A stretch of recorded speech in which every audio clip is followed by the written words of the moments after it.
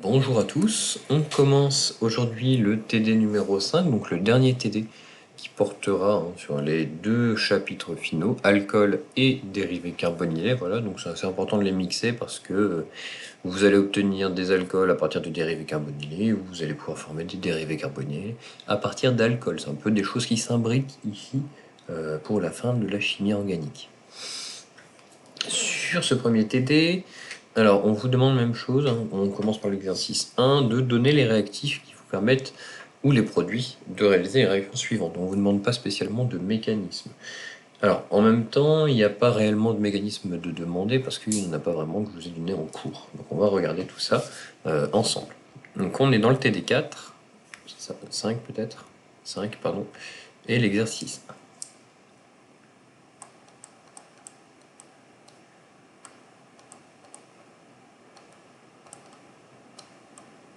Voilà. Dans cet exercice, on vous dit, vous partez du de l'hexanol, ici au milieu, et vous allez vers différentes flèches, où vous allez vers l'hexanal, l'hex-1N, le 1-bromohexane, l'acide hexanoïque, où on vous donne des conditions de réaction NaH, et ensuite de l'iodoéthane. On vous demande dans les 4 autres réactions de déterminer les conditions pour réaliser ces réactions. Alors, le premier cas, on vous dit, vous avez du 1, 2, 3, 4, 5, 6 de l'hexanol, et on vous demande de transformer ça en hexanal. Alors, faites attention, 2, 3, 4, 5, 6. L'hexanal, c'est un aldéhyde. Donc ici, vous avez fait une réaction d'oxydation. Vous avez oxydé un alcool en aldéhyde. Vous avez un autre exemple dans l'exercice où on vous demande de passer ici de cet hexanol à un acide hexanoïque. Vous avez en général, vous avez différentes manières, donc je vais vous l'écrire, voilà, ça ce sera fait. Vous avez l'autre exemple ici dans le TD où on vous demande de faire directement l'oxydation en acide carboxylique. Sachez que pour un alcool, vous avez deux façons de faire. Alors, je vais mettre un peu bas, je vais garder de la place. Pour un alcool, vous avez la possibilité d'oxyder une première fois en aldéhyde, puis une seconde fois en acide carboxylique. Donc ça, c'est ce qu'on a vu en cours. Si vous pouvez vous arrêter en fait à l'aldéhyde, à la première étape, si vous utilisez ce qu'on appelle les conditions d'oxydation de Collins. Alors qu'est-ce que c'est? C'est du CrO3. Donc le CrO3, tout simple, en présence de pyridine. Ce sont des conditions que vous avez dans votre cours. C'est ce qu'on appelle les conditions de Collins. Voilà. Dans ces conditions, vous vous arrêtez à l'aldéhyde. Si par contre, vous voulez aller directement jusqu'à l'acide carboxylique, alors c'est le même réactif, c'est toujours du CrO3, mais cette fois-ci en présence d'acide sulfurique, H2SO4. Et ça, c'est ce qu'on appelle les conditions de Jones. Voilà. Deux façons de faire. Si vous voulez vous arrêter à l'aldéhyde, vous utilisez les conditions de Collins, le composé chromé en présence de pyridine, ou si vous voulez aller jusqu'à l'oxydation de l'acide carboxylique, vous utilisez les conditions de Jones. Et donc ça va vous permettre ici de répondre à la question. Première étape, on vous demande d'aller vers l'aldéhyde, ce sont les conditions de Collins, donc CrO3, pyridine. Vous pouvez m'écrire pyridine, vous pouvez m'écrire ça. Si vraiment vous êtes au taquet, vous pouvez mettre que ce sont les conditions de Collins. Et en dessous, deuxième condition, ce sont du CrO3, H2SO4. Et même chose, si vous le connaissez, ou alors je peux vous demander le nom de cette réaction, ce sont les réactions dans les conditions de Jones. Voilà. On a déjà répondu à 2 questions en connaissant les conditions de notre réaction.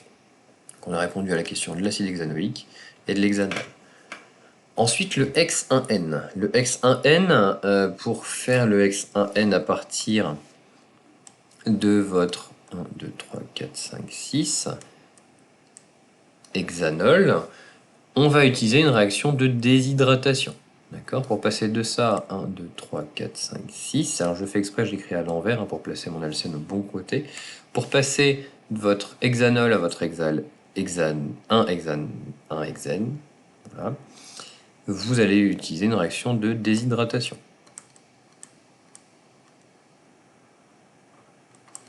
Alors comment est-ce qu'on fait ça?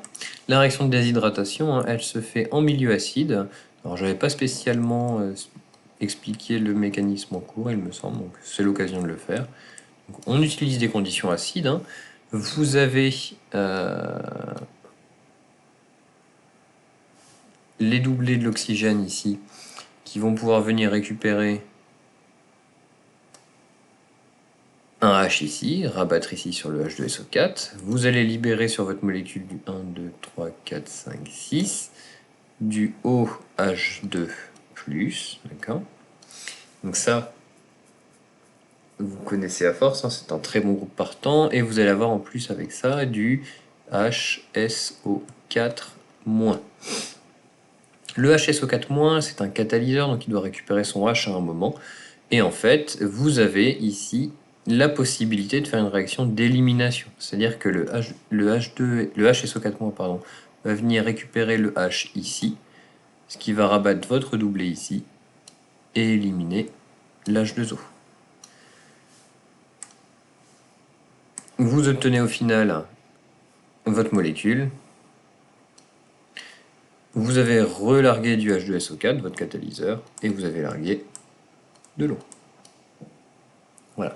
Pour écrire ça sur une flèche, hein, classiquement, vous mettez pour une réaction de déshydratation, c'est en présence d'H2SO4, et ce qu'on n'a pas écrit avant, hein, mais dans des conditions de chauffage, donc delta. Voilà. Vous l'écrivez où vous voulez, moi j'avais pas trop de place, mais c'est d'écrire juste en dessous de la flèche. Voilà. Delta, ce sont des conditions de déshydratation. Si vous n'avez pas donné le mécanisme, vous écrivez H2SO4 delta, et vous avez répondu à la question. Donc faites bien attention à ça, hein. L'H2SO4 va venir prêter un de ces hydrogènes, et ensuite il va venir le récupérer en faisant ici ce qu'on appelle une élimination. On l'a vu dans le chapitre des alcènes, les éliminations. C'est-à-dire qu'on vient récupérer un H sur votre chaîne carbonée.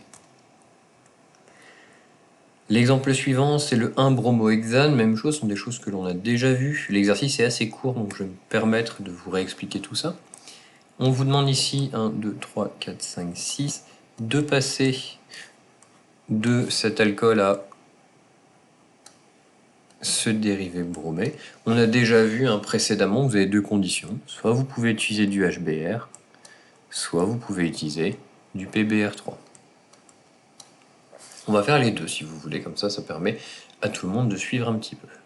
Alors, est-ce que je peux aller un peu plus à gauche? Parfait. Le premier cas, on va essayer en présence de HBr. Alors qu'est-ce qui va se passer? HBr, toujours la même chose, vous avez vos doublés sur l'oxygène. Vous allez venir attaquer ici l'hydrogène du HBr, faire partir un Br-. Je vous rappelle, hein, les doublés de l'oxygène sont assez négatifs. Vous avez un delta plus ici, un delta moins ici, puisque vous êtes en présence d'un dérivé halogéné. Je me permets de tout réexpliquer, hein, cet exercice en tout cas est assez court.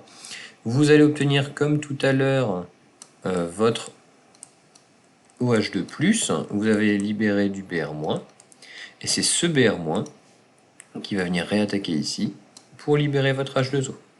Vous obtenez bien et assez rapidement 1, 2, 3, 4, 5, 6, votre composé bromé et de l'eau. Le deuxième cas, voilà, alors je vais faire juste la flèche avant de vous réécrire tout ça. Le deuxième cas, c'est quand vous utilisez du PBr3. Alors, donc je vous réécris la flèche ici de tout à l'heure. Voilà, c'était juste pour moi avoir un petit peu de place. Le deuxième cas, on va faire les flèches en bleu pour changer.